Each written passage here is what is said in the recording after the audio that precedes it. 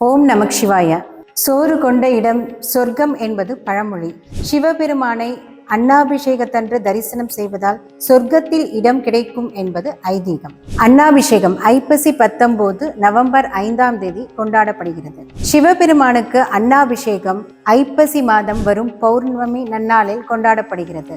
பொதுவாகவே பார்த்தீங்கன்னா பௌர்ணமியில நேர்மறை ஆற்றல்கள் அதிகமாக இருப்பதாகவும், அதுவும் ஐப்பசி மாதத்தில் வரும் பௌர்ணமி சந்திரன் பூமிக்கு மிக அருகில் வருவதால் தெளிவாகவும் பிரகாசமாகவும் அதனுடைய ஆற்றல் அபரிமிதமாகவும் இருக்கும் என்று சொல்லப்படுகிறது. இந்நன்னாளில் சிவனுக்கு அபிஷேகங்கள் நடைபெற்ற பின்னர் லிங்கத்தின் ஆவுடையிலும் பானத்தின் மீது சாற்றப்பட்ட அன்னத்தை பிரசாதமாக உட்கொள்வதால் நோய் நொடிகள் வராது என்றும், குறிப்பாக மகப்பேறு வேண்டும் பக்தர்களுக்கு இந்த அன்னத்தை உட்கொள்வதால் நல்ல குழந்தைகள் பிறப்பார்கள் என்றும் ஐதீகம்.